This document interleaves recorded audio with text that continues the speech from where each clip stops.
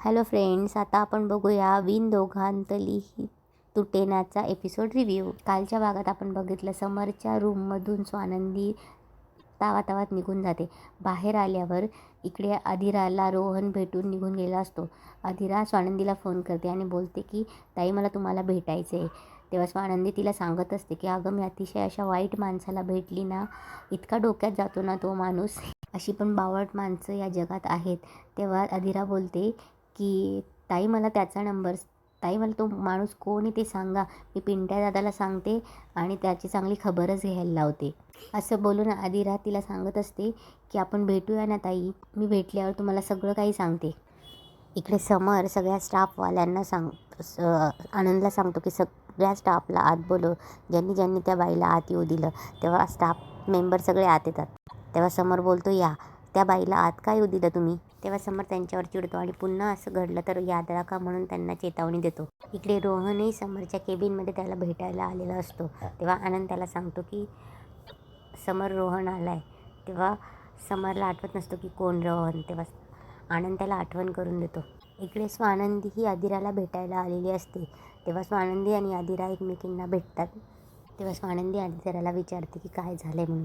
तेव्हा अधिरा झालेला पूर्ण प्रकार सांगत असते की रो कसा रागवला आणि तो माझ्याशी कसं भांडतो म्हणून.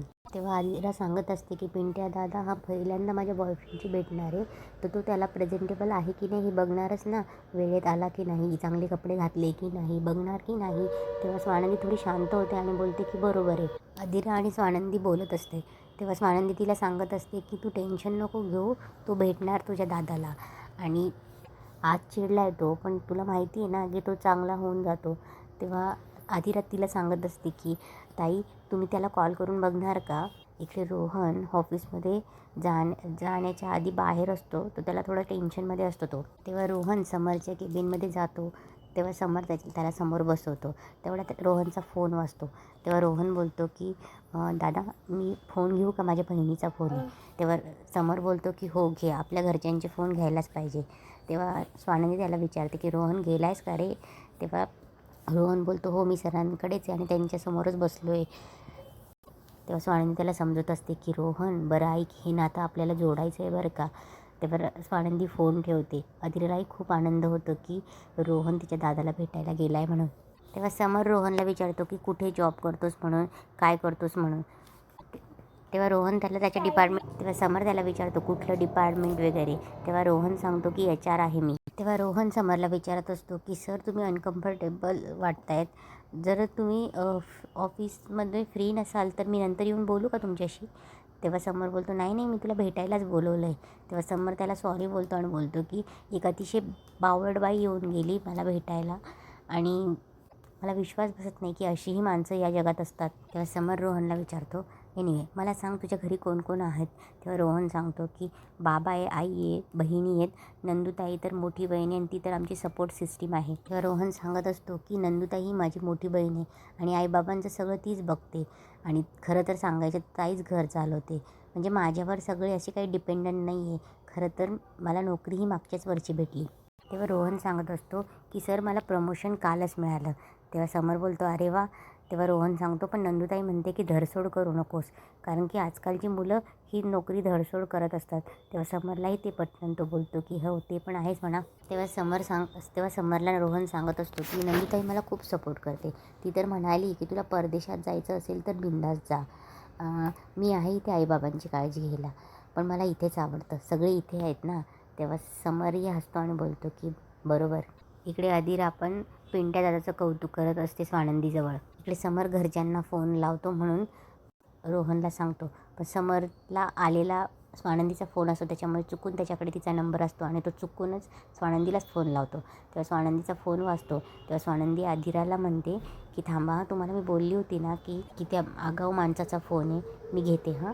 तेव्हा स्वानंदी फोन घेते आणि बोलते की काय 4 मिनटं 15 सेकंड कमी पडली काय. तेव्हा समर चकित होतो. स्वानंदी समरवर चिडते, तुम्हाला काही बोलायचं नसेल आणि उगाचच फोन केला असेल ना माझ्यावर तर मी तुमच्यावर हॅरेसमेंटची केस टाकेल.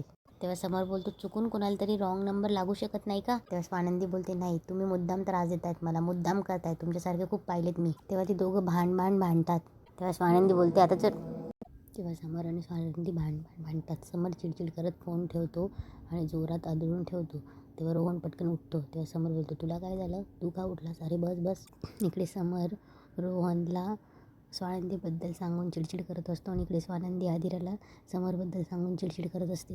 इकडे समर चिडचिड करत असतो आणि बोलतो, ज्या फोनवरून त्या बाईला फोन लागला, मला तर वाटतं हा फोनच नको आहे, ठेवून दे बा बाजूला हा फोन. तेव्हा समर रोहनकडे बघतो आणि बोलतो की मला असं वाटतं ना की आज मला तुझ्याशी बोलता नाही येणार, आपण नंतर भेटूया का. तेव्हा रोहन बोलतो, हो चालेल सर, आपण नंतर भेटूया.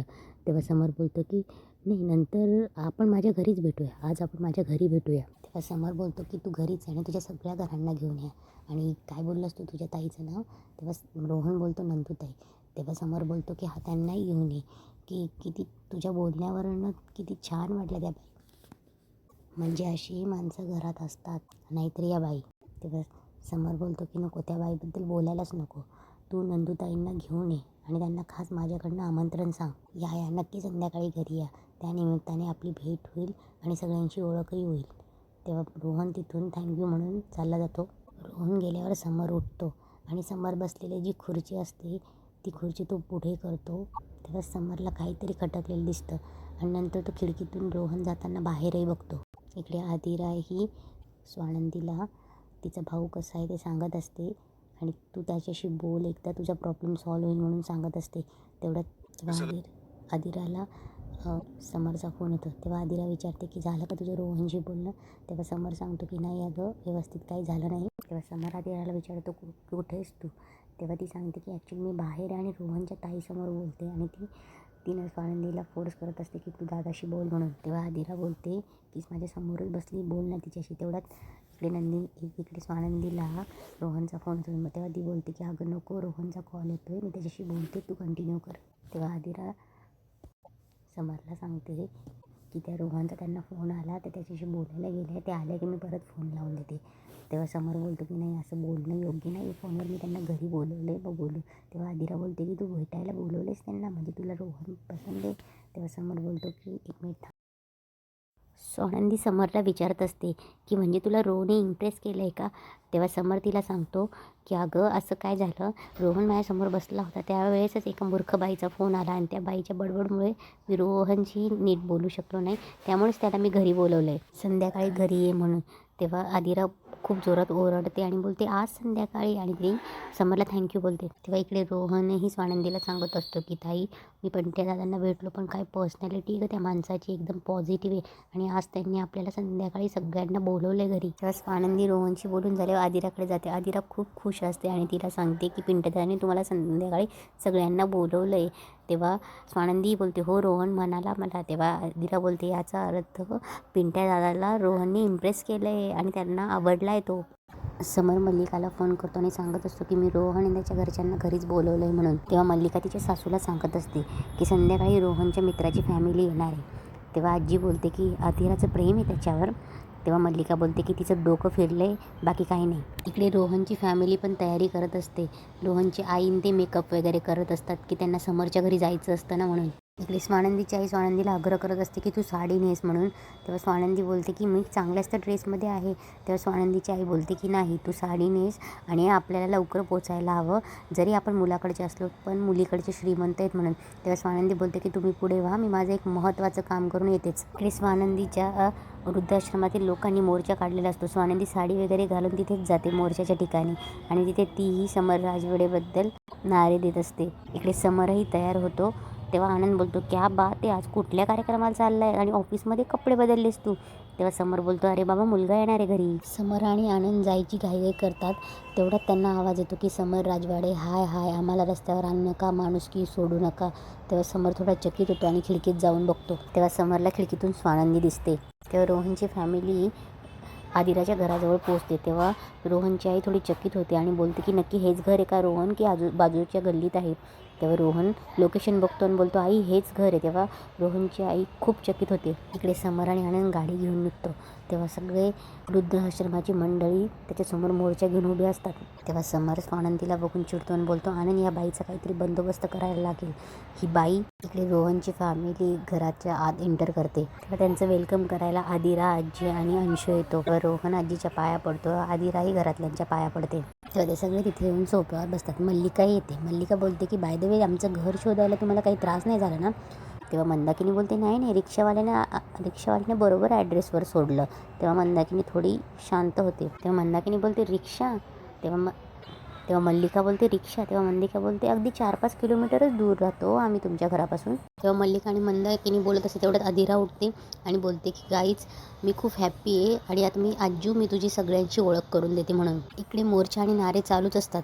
तेव्हा समर आनंदला बोलतो की हे बघ मी नीट वागलोय आणि अजूनही नीटच वागतोय. आता शांत बसून चालणार नाही, काहीतरी ॲक्शन घ्यावीच लागेल मला. तेव्हा समर चिडून गाडीतून उतरतो आणि बोलतो की 1 मिनिट थांबा, काय माणुसकी सोडली मी आणि असं काय वागलोय.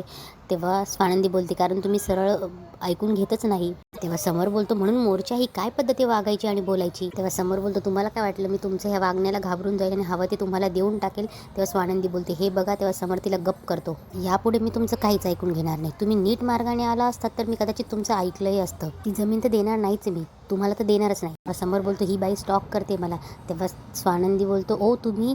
तेव्हा स्वानंदी पुढे येते आणि बोलते मी स्टॉक करते तुम्हाला, मला फक्त तुमच्याशी बोलायचं आहे.